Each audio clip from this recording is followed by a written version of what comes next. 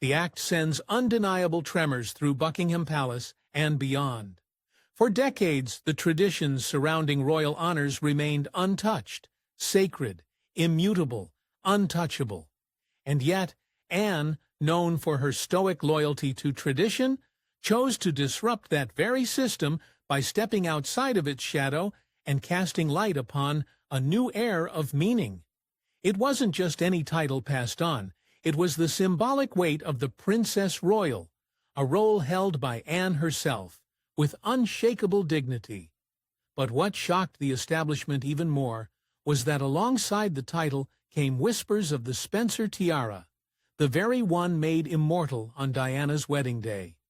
Not only was it a nod to heritage, it was a deliberate revival of legacy. And who was chosen to inherit it all?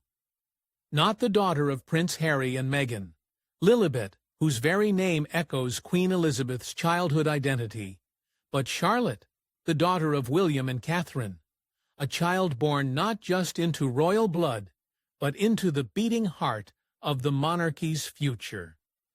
The palace response, measured but unmistakably tense behind closed doors, courtiers scrambled to decipher the implications.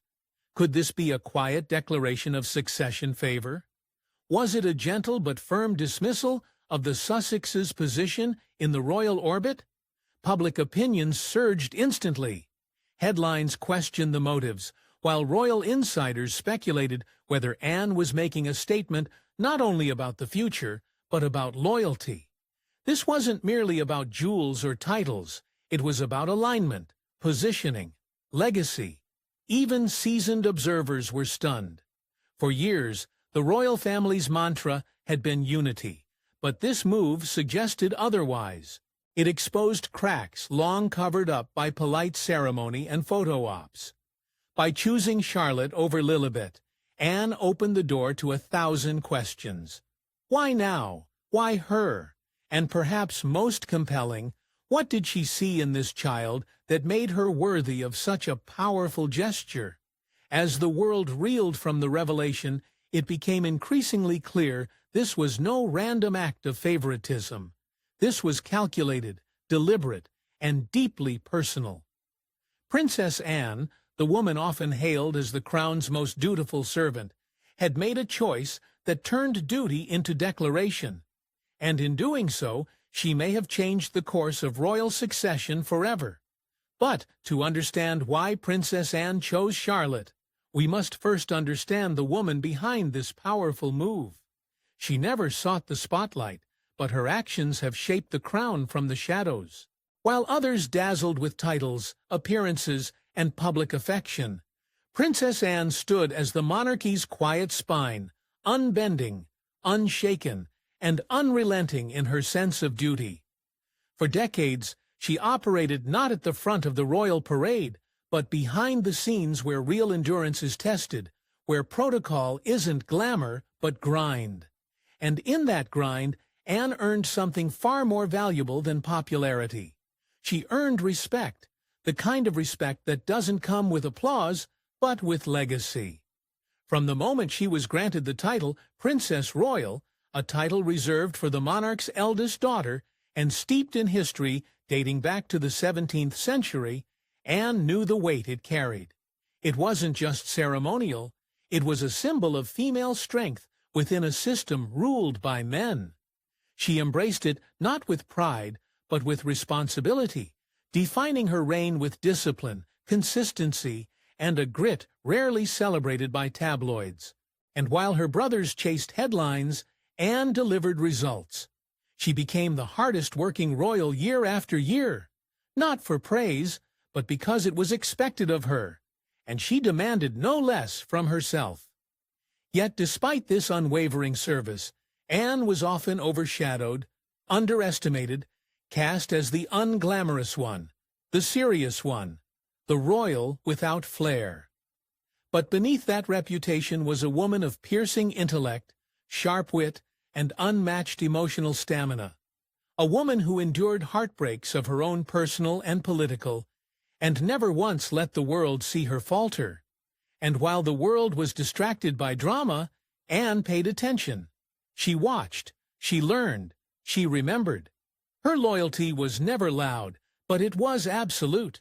Her devotion not to the crown itself, but to what the crown represents: duty, tradition, and the strength to carry on even when no one's watching. That's the code she lived by, and it's the same code she began seeing reflected in someone else. A child still growing, still forming, but already showing signs of that same resilience. In Princess Charlotte, Anne began to see echoes of her younger self. Not an appearance, but an attitude, a calm firmness, a maturity that didn't crave attention but carried an invisible strength. Anne never forced this bond. She simply watched, from balcony appearances to fleeting public engagements, from how Charlotte held herself during solemn ceremonies to how she responded to pressure without being rattled. Anne noticed. And with every quiet moment, her admiration grew. Not every royal is born to be loud. Some, like Anne, shape history by standing firm when others sway. And in Charlotte, Anne saw that same steel. Not brittle, but forged.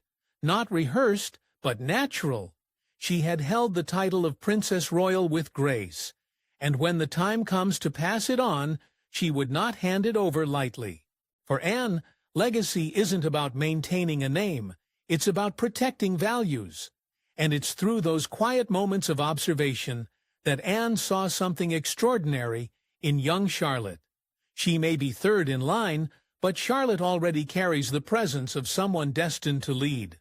While the world's attention often dances between her older brother's future crown and her younger brother's playful antics, Charlotte holds her ground with a quiet, commanding grace that doesn't scream for attention, it simply earns it.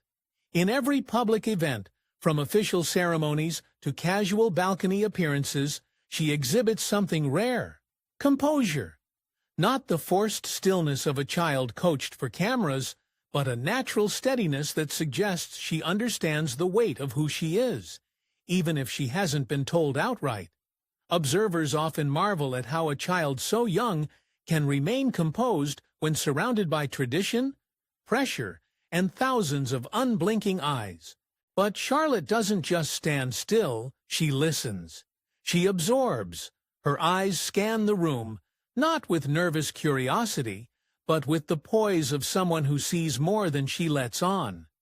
She moves with assurance, bows with precision, and responds to moments of silence or sorrow with a kind of intuitive empathy that feels deeply learned, yet entirely instinctive.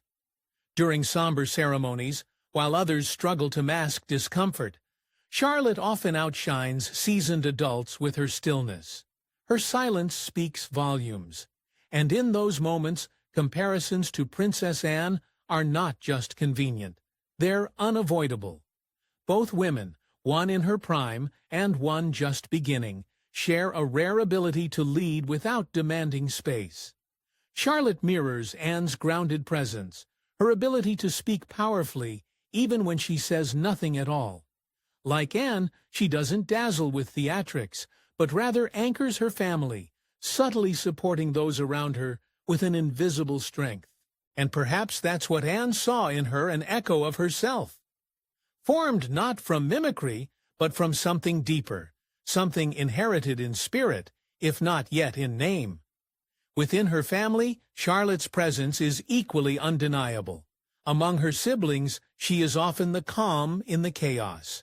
She doesn't command them, but she guides, whether gently steadying Prince Louis during Trooping the Color, or standing side by side with George in solemn unity. She radiates a maturity that belies her years. And this isn't rehearsed, it's real. Her siblings respond to her not because she plays the role of a second parent, but because her calm offers them reassurance in moments too overwhelming for their age. And it's not just behavior, it's leadership in its most foundational form. The kind that's born, not built. Charlotte doesn't merely fit into the royal mold, she's subtly shaping it, breathing new energy into old traditions without challenging them outright. In her, there is no trace of performance, only purpose. And for those watching closely, it becomes clear, Charlotte is more than the spare to the heir. She is the steel that strengthens the foundation, but Charlotte's rise isn't just seen, it's felt deeply through the bond that connects her to her late grandmother.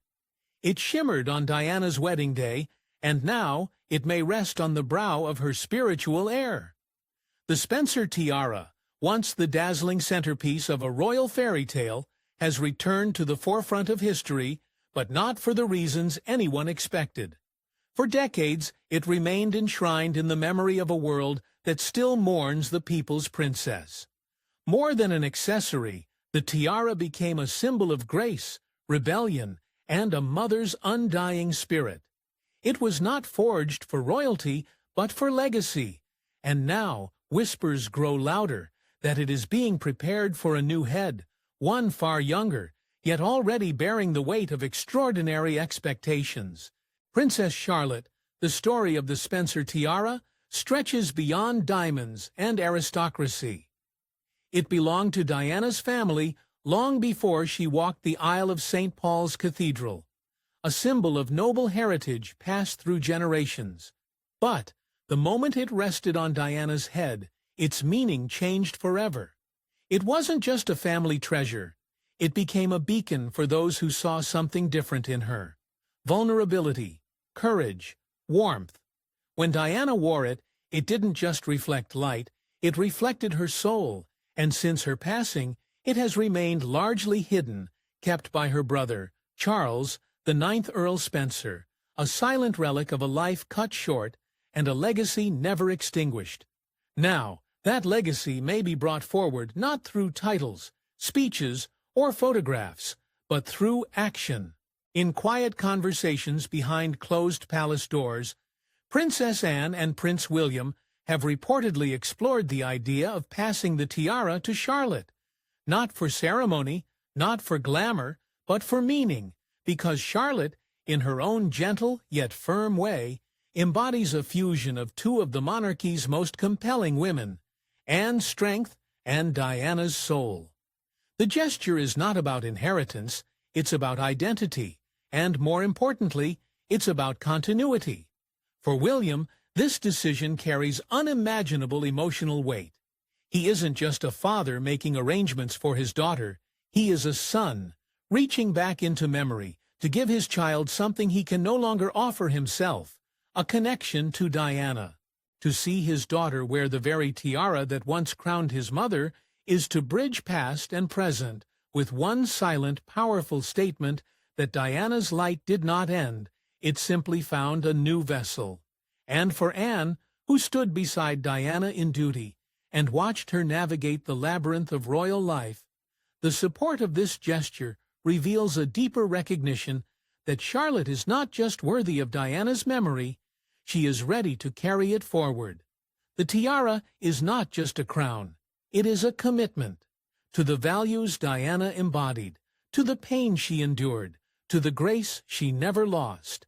And now in Charlotte, that commitment finds a new beginning. But with such honors comes controversy, and many ask, why not Lilibet? 2 granddaughters, 2 vastly different worlds, only one walks beside the crown. While Princess Charlotte stands in the heart of royal duty, Lilibet Diana Mountbatten-Windsor lives oceans away, far from the pageantry, protocol, and relentless tradition of the monarchy she was born into.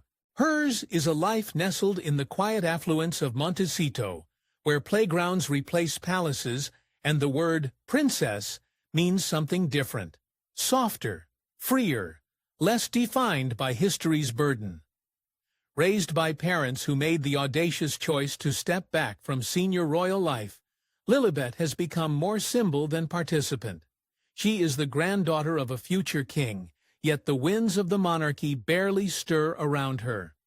Harry and Meghan's decision to leave the royal fold wasn't just a relocation, it was a severing of ritual, structure, and expectation.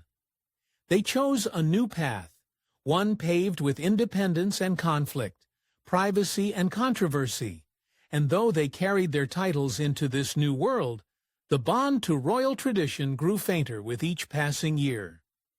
Lilibet was born into that silence. She inherited a name that carried profound weight.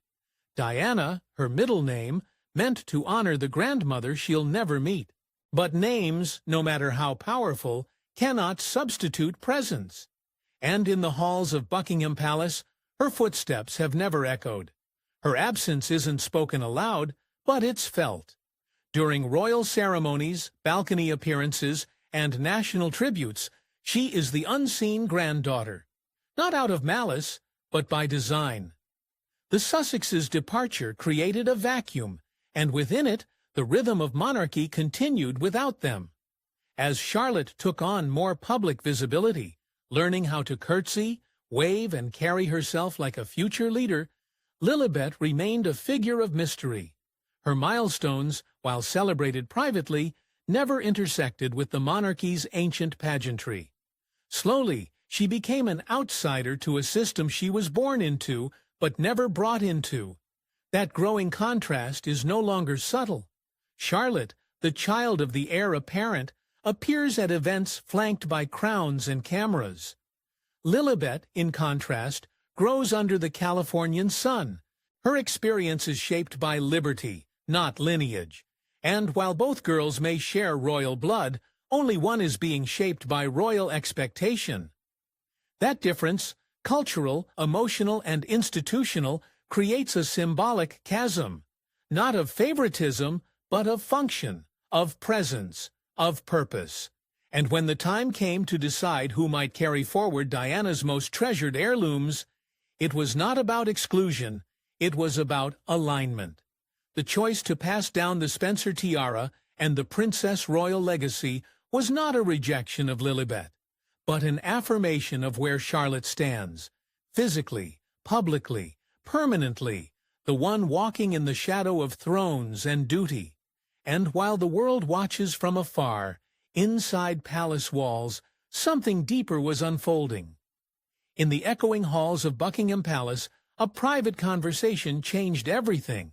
Away from the noise of ceremony and tradition, behind walls steeped in centuries of monarchy, Princess Anne sought out Prince William, not as the monarch's daughter speaking to the heir, but as a woman who had seen something too important to leave unsaid.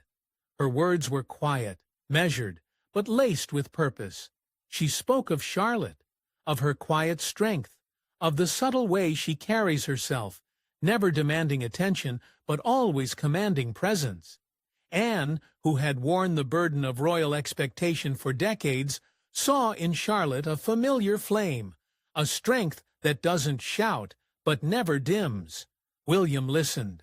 At first cautiously, the weight of royal lineage does not allow one to take such conversations lightly. But Anne's conviction was clear. This wasn't flattery, it was foresight. She wasn't merely suggesting a title for Charlotte in the future. She was placing belief in her, laying down a path shaped by trust, discipline, and a legacy only the worthy inherit. As Anne spoke of her own journey, how the title of Princess Royal had both defined and tested her, William felt something shift. The protectiveness of a father began to blur with the instincts of a future king. He saw not just his daughter's smile, but her purpose. Catherine stood nearby, listening. She didn't speak, but her silence was not passive. It was powerful. Her support had always been steadfast. But in this moment, it became something more, a silent confirmation that she too had seen it. The small acts, the maturity, the stillness in chaos. Charlotte, even as a child, had shown signs of a leader in the making.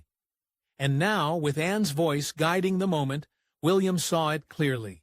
Charlotte wasn't simply a royal child. She was part of something greater, a thread woven through generations of extraordinary women.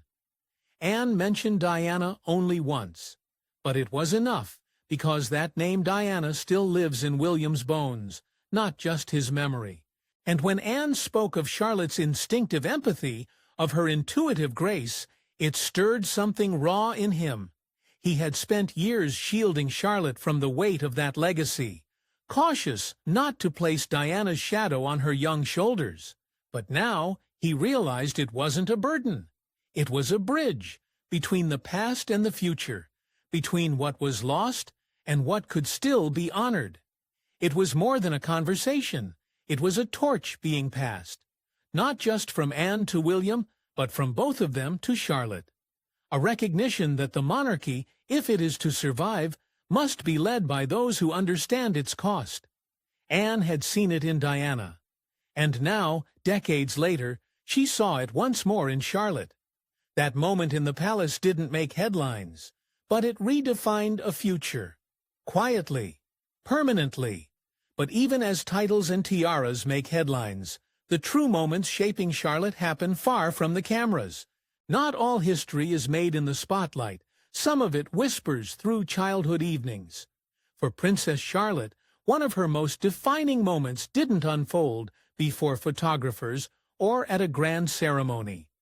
It happened in the quiet of a family room, where royal formality fades and only raw emotion remains. That evening, the palace had settled into calm. But Charlotte had noticed something that others had grown used to: the distance in her father's eyes. The weight of future kingship had pulled William away, little by little, even when he was home. And then, without drama or spectacle, Charlotte walked over and spoke the words no one else dared to say. She told him, plainly and honestly, that she missed him. Not the prince, not the heir, but her father. And in that soft voice, carrying the pure ache of a child's need for connection, she pierced through 1,000 years of royal silence. William didn't respond right away. The moment unraveled him. It forced him to look at himself not through the lens of duty, but through the eyes of a daughter who only wanted more time. And in that moment, it wasn't just Charlotte who showed maturity. It was William who felt the burden of his absence like never before. This kind of emotional intelligence doesn't come from rehearsals or protocols. It's nurtured. And behind Charlotte's gentle courage stands Catherine, a mother who has balanced royal tradition with fierce maternal instinct.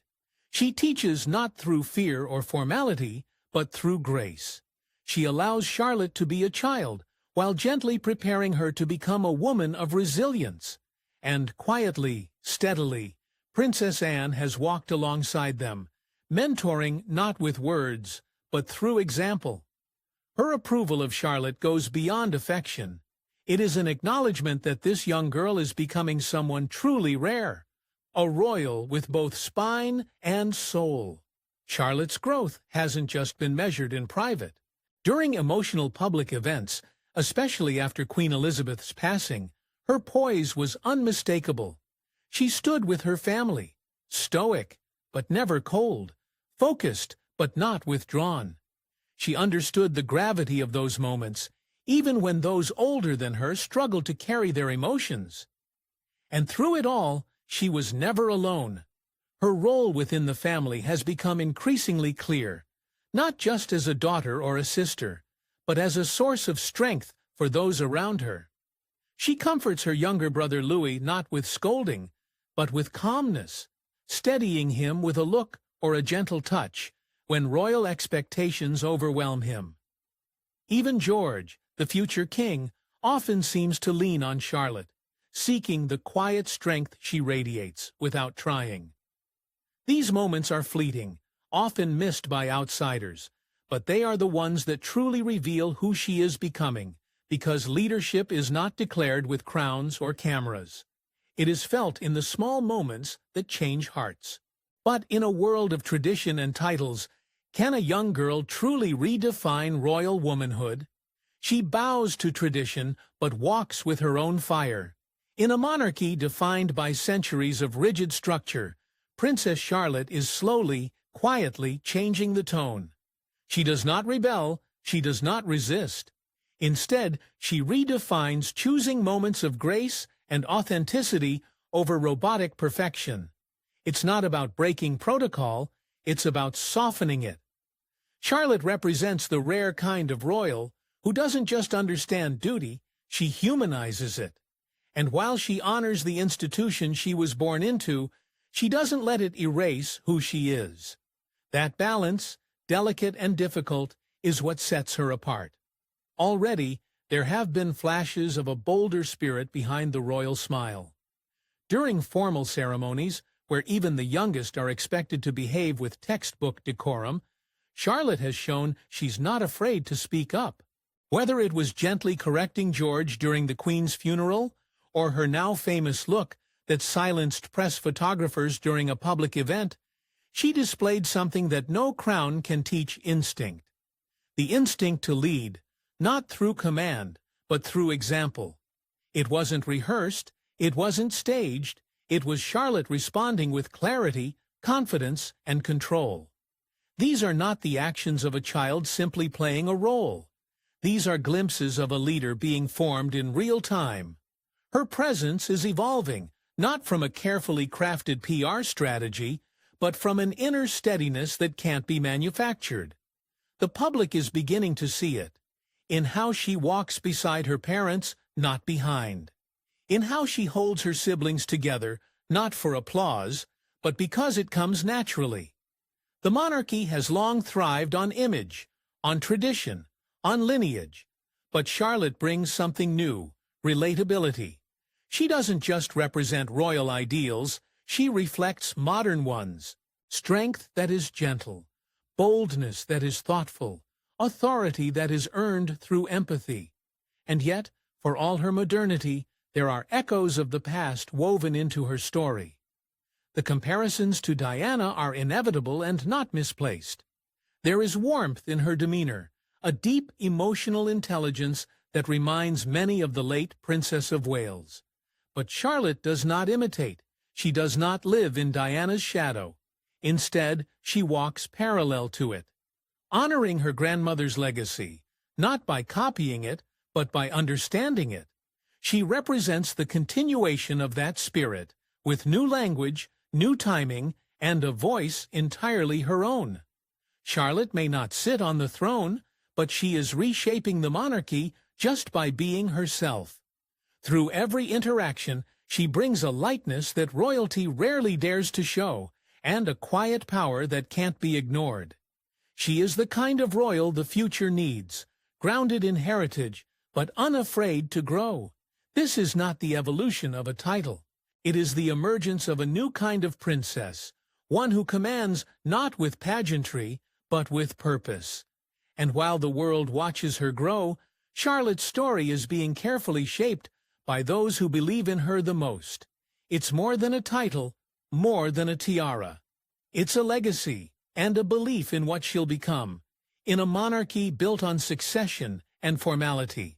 Princess Anne made a choice that broke no rules but rewrote everything. Without fanfare or public spectacle, she made her final, most personal royal gesture, placing two of the most sacred symbols in royal womanhood into the hands of a child who had quietly proven she was ready.